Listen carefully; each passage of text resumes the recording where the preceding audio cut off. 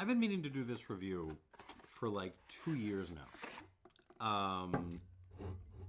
Rudolf Jelínek.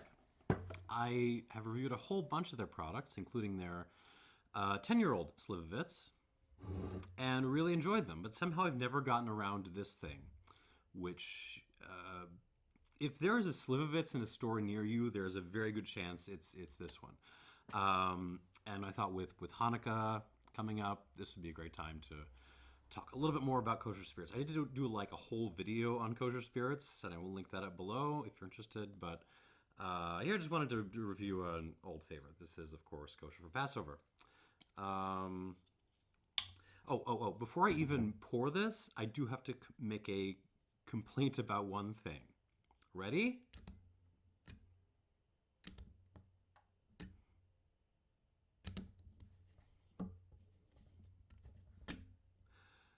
That is appalling. This is the worst fit I've ever seen in a screw top. This product did just switch from 750 bottles to 700s, and I kind of wonder if they just didn't check if the old screw caps still fit, because wow. So do not lift this by the screw cap. Do not, if you are a retail store operator, do not lay these on their side. I would not trust them. So there's that. Okay, we've got some poured. All right, what is this? So it's a Plum Brandy, obviously, made from Czech Republic. They're calling it triple distilled. I'm not sure what that means in this context, but it is bottled at 50% alcohol. They're also calling this 5 years old.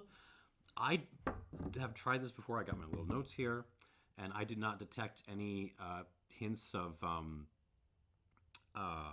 like oakiness in this. So I don't think it's been aged and filtered. I think they just threw this in like stainless steel or maybe glass for 5 years. And it's bottled at 50%. This is probably a 2022 bottling. All right, here we go on the nose.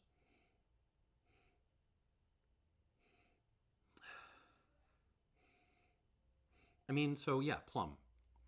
Plum, yes, absolutely, like really juicy plum, like a slightly overripe plum.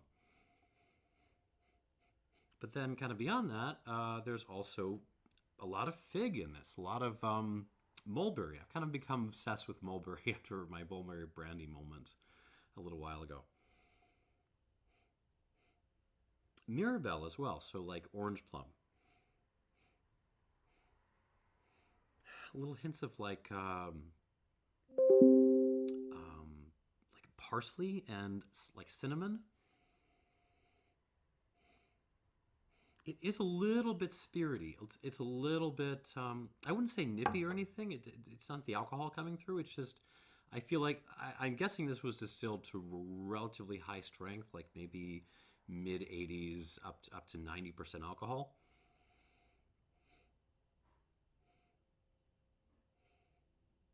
Yeah, I mean, it's pretty simple. All those notes I just named, that's most of what I'm getting. And it's delicious and it's simple. Definitely not complicated, but it's clean and it's pleasant. And bottled at respectable proof, high enough that I'm getting what it's got. On the palate, I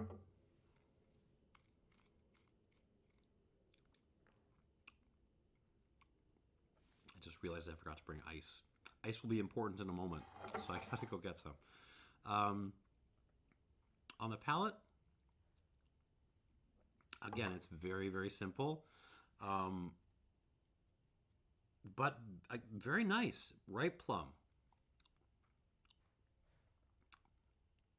Very ripe plum.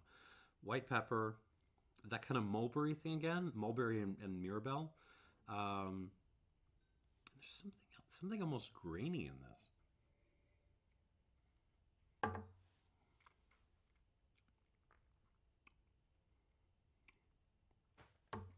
Actually, you know what this reminds me of? Like, don't be scared. Good rye vodka, like Polish rye vodka. There's a little bit of that going on, like that that spirity character that's also just like a little bit kind of grainy and floral at the same time. There's a little bit of that in there, but it's nice. Cinnamon again, but it's almost like cinnamon stick, but used cinnamon stick, like you've dipped it in to some tea or something, but then so you got most of the flavor out, but then you kind of put it into your mouth afterwards. There's a little bit of that.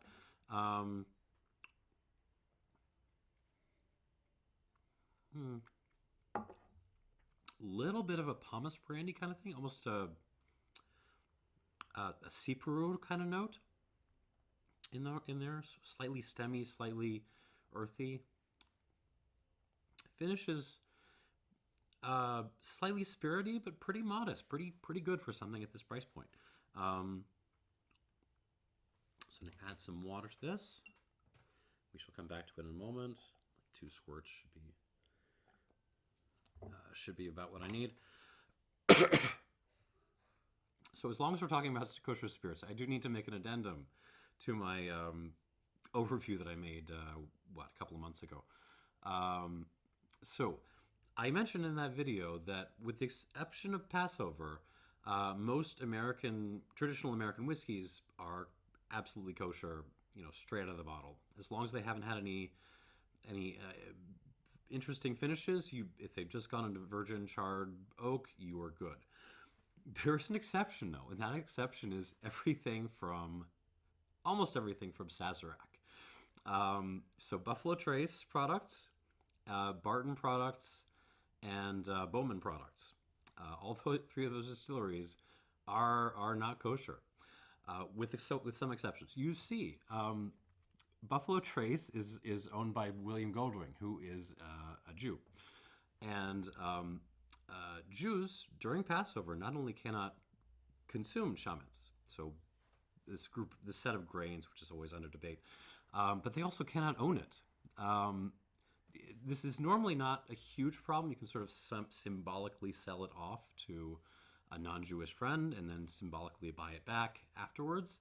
But if you are the owner of chametz during Passover and you're a Jew, like those grain products are no longer kosher. They are treif. So William Goldring owning all of this huge empire of grain products means, over Passover, means that they are actually not kosher to consume. But they found this out a couple of years ago and then introduced a kosher line where they are doing the symbolic sale thing to make sure that it remains kosher. So you'll get Buffalo kosher, the kosher Buffalo Trace bourbon and stuff like that.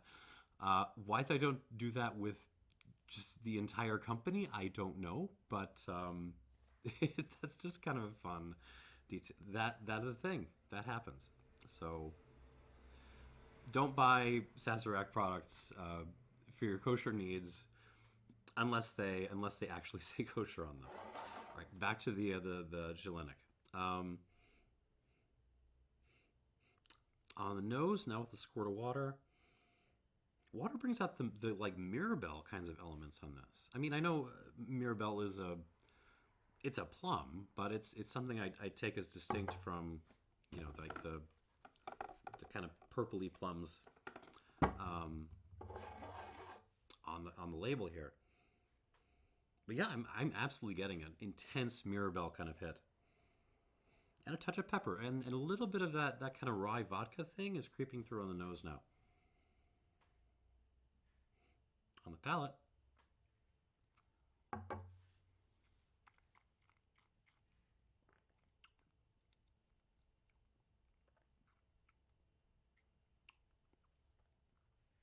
Ooh, okay. So the flavors kind of remain steady. There's not really a whole lot of development in the flavors. It's lots of ripe plum. That kind of grainy rye vodka meets Cipro kind of, or even grappa kind of character. What water does is it kind of improves the mouthfeel and slightly extends the finish. So this is now like really covering my entire mouth in a very pleasant way.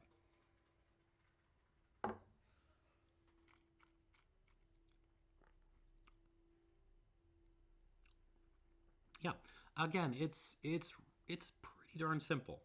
I would love to try a version of this that was distilled to lower proof, where they just pulled it off a couple plates down.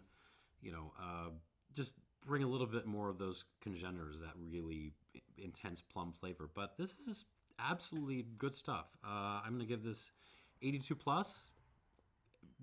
Delicious, pleasant to drink, absolutely serviceable. All right, that's it for the review portion of this. 82 plus. Watch out for the crappy screw cap. But I did want to think about. So I looked into cocktails for Slivovitz, and there aren't really a whole lot out there. So I thought, as a service to the community beyond doing this review, I would try to come up with a decent Slivovitz cocktail. So my first thought was sour, because sours always work. Like there's just that's like rule number one for cocktailing, right? The sour always works. Every single spirit has its own little variation on the sour, and like they always work. If you have a base spirit and something sweet and a lemon or a lime, you got a cocktail.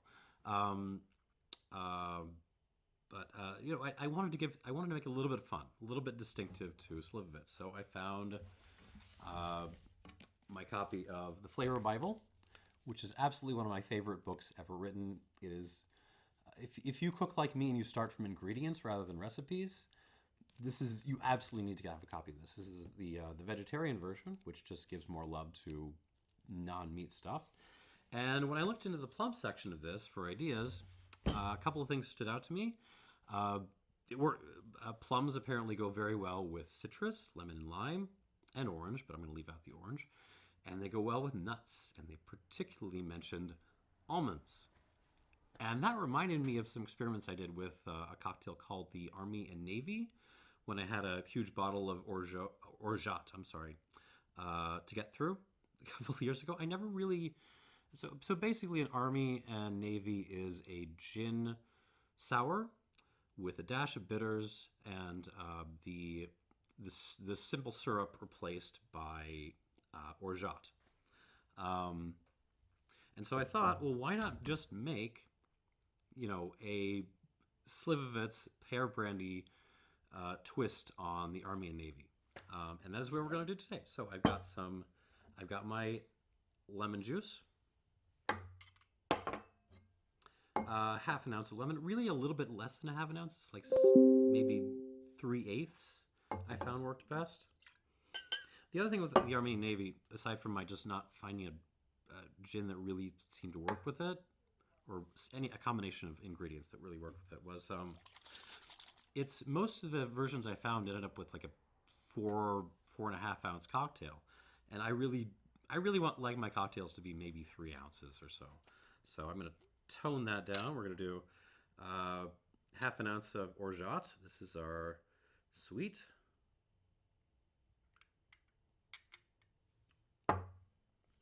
In that goes. And go back over here. 1.5 ounces of Slivovitz, Plum Brandy, whatever you got. Trying desperately not to knock stuff over here.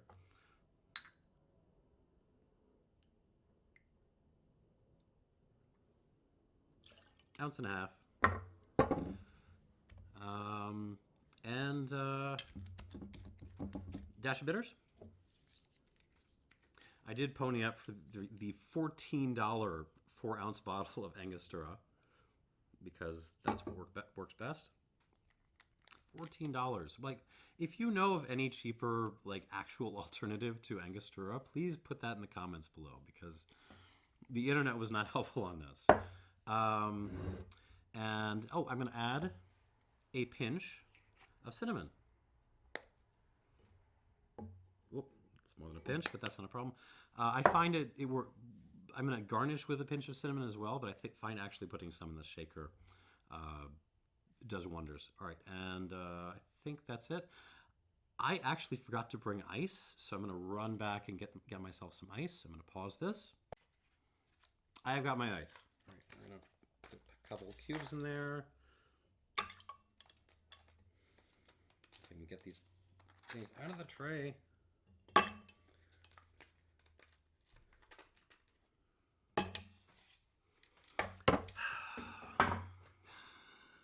Cocktailing on the fly on YouTube. All right, shake.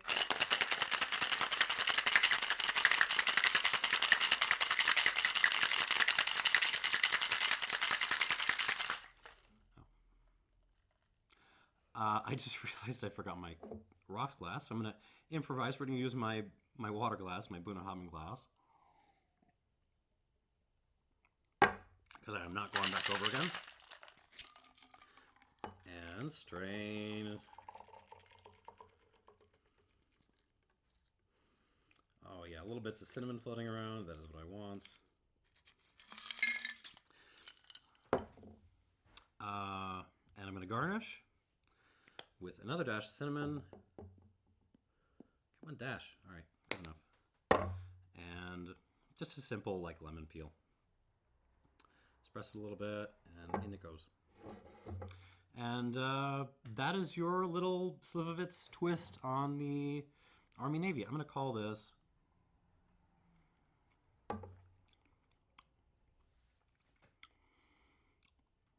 a plum nut sour. Keep the name simple. Yeah, for me this is a fun one. It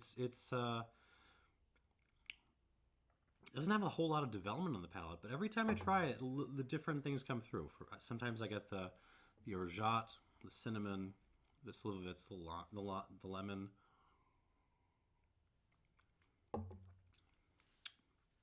Just a nice simple drink you can throw together. Just show off your Slivovitz. Thanks for watching, and cheers.